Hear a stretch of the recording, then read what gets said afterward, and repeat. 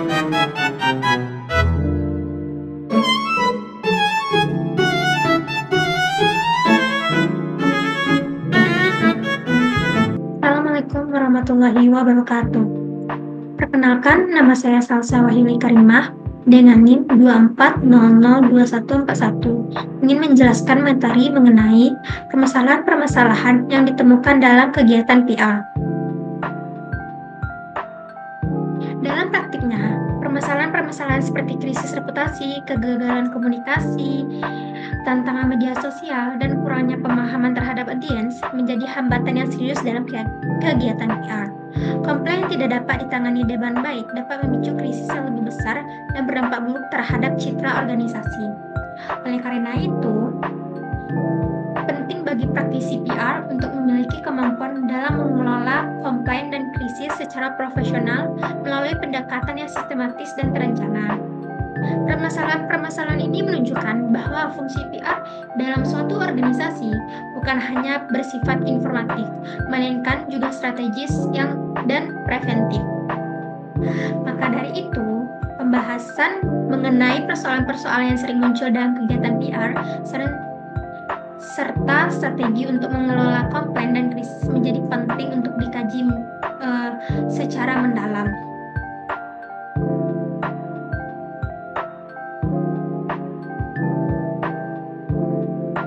Selanjutnya, permasalahan-permasalahan yang ditemukan dalam kegiatan public relations.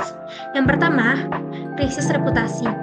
Krisis reputasi terjadi ketika citra atau reputasi suatu organisasi atau individu terancam oleh peristiwa atau informasi negatif yang telah tersebar.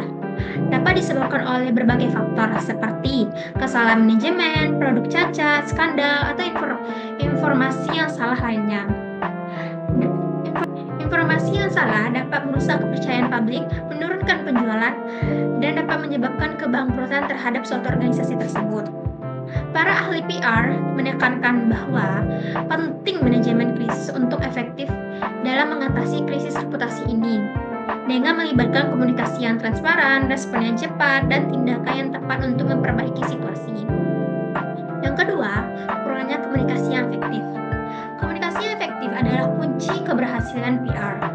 Kurangnya komunikasi dapat menyebabkan kesalahpahaman, ketidakpercayaan, dan konflik yang disebabkan oleh berbagai faktor, seperti kurangnya perencanaan, penggunaan bahasa yang tidak tepat, atau kurangnya pemahaman tentang audiens. Yang ketiga, tantangan media sosial. Media sosial telah mengubah landscape PR secara signifikan. Ini memberikan peluang baru untuk berkomunikasi dengan publik, tetapi juga menimbulkan tantangan baru. Media sosial atau bisa disingkat medsos memungkinkan informasi menyebar dengan cepat yang dapat menjadi positif atau negatif, tergantung bagaimana audiens menanggapinya. Organisasi harus mampu merespon dan memantau informasi yang beredar di media sosial, terutama informasi-informasi negatif yang dapat merusak kepercayaan publik, merusak reputasi organisasi. Para ahli PR menekankan bahwa penting penggunaan media sosial secara strategis dan etis. Yang keempat, pengukuran efektivitas PR. Mengukur efektivitas kegiatan PR dapat menjadi salah satu tantangan, karena hasil PR seringkali tidak berwujud dan sulit diukur secara kuantitatif. Kurangnya matriks yang tepat atau kurangnya pemahaman tentang bagaimana mengukur hasil PR dapat menghambat kemampuan organisasi untuk mengevaluasi dan meningkatkan kegiatan PR. Dan yang terakhir, kurangnya pemahaman tentang publik. Kurangnya pemahaman mengenai publik yang dituju akan menyebabkan salahnya pesan yang akan disampaikan. Kurangnya riset dan analisa mengenai publik, pesan yang disampaikan tidak mengakibatkan pesan yang disampaikan tidak akan efektif dan bahkan menyebabkan masalah baru. Lalu selanjutnya adalah mengenai mengelola komplain dan krisis. Ada beberapa strategi atau langkah yang efektif yang dapat dilakukan. Yang pertama, dalam manajemen komplain. Dalam manajemen komplain, penting untuk responsif dan empati. Para ahli menekankan bahwa penting merespon komplain dengan cepat dan empati.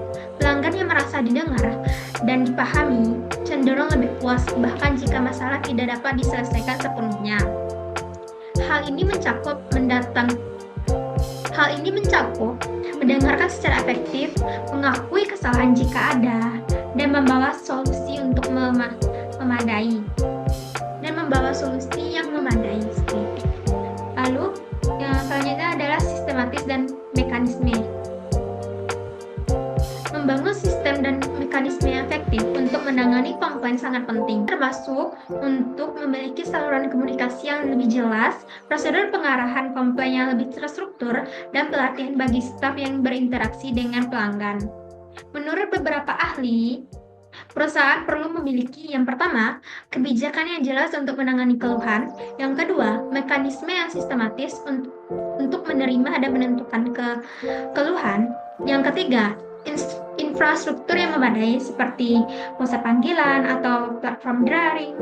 Lalu yang terakhir adalah sikap atau attitude yang baik dari para petugas penanganan keluhan. Lalu selanjutnya adalah yang C, pembelajaran dari komplain. Komplain dapat menjadi sumber informasi yang berharga untuk perbaikan.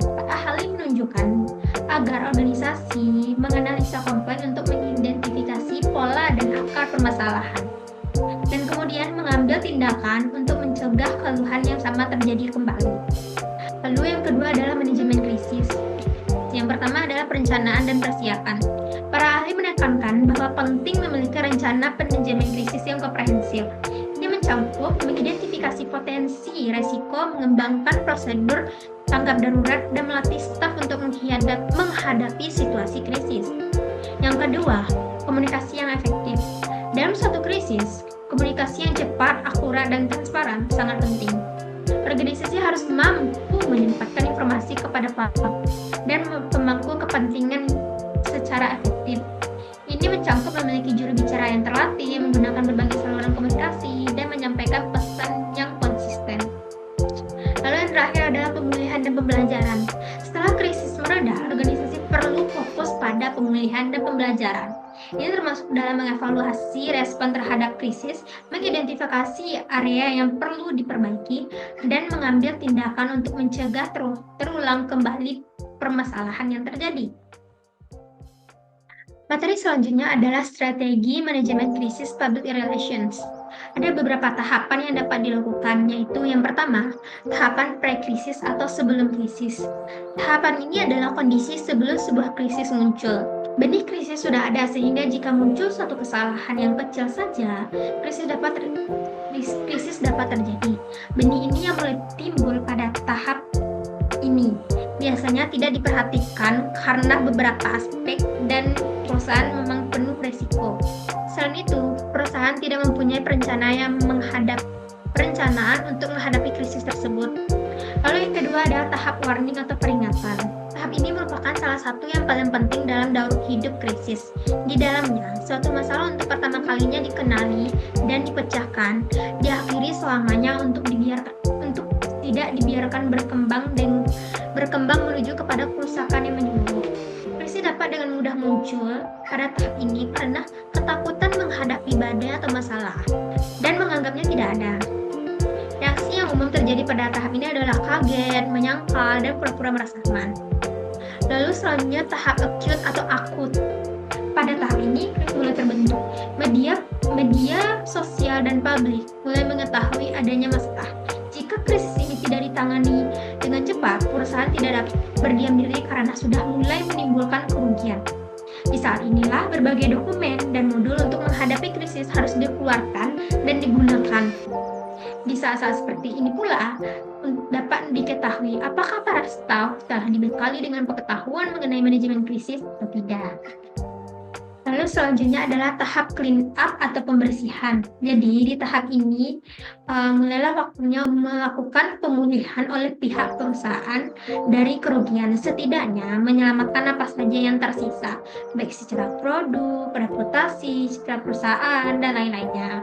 Saat pemulihan inilah atau pembersihan inilah, perusahaan harus menghadapi hal-hal yang terkait dengan hukum, media, dan tekanan publik.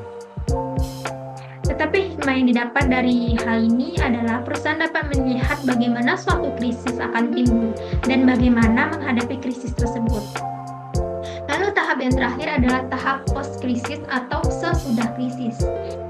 Tahap inilah yang disebutkan sebelumnya, yaitu perusahaan seharusnya bereaksi saat suatu krisis muncul ke tahap warning. Jika sejak awal tidak dihentikan, krisis akan terjadi.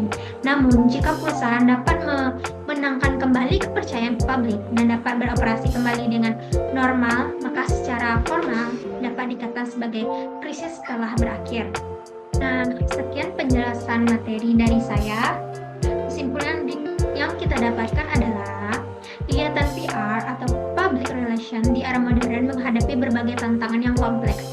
Permasalahan seperti krisis reputasi, komunikasi yang tidak efektif, tekanan dari media sosial, serta kurangnya riset terhadap publik menjadi isu utama yang harus dihadapi oleh praktisi PR.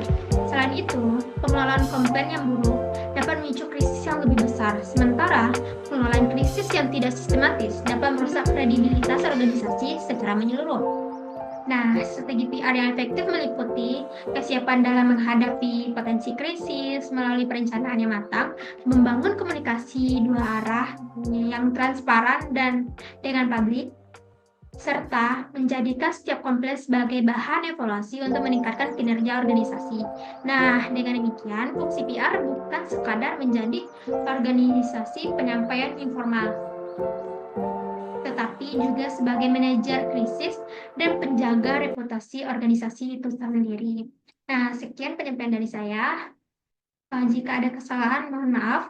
Wassalamualaikum warahmatullahi wabarakatuh.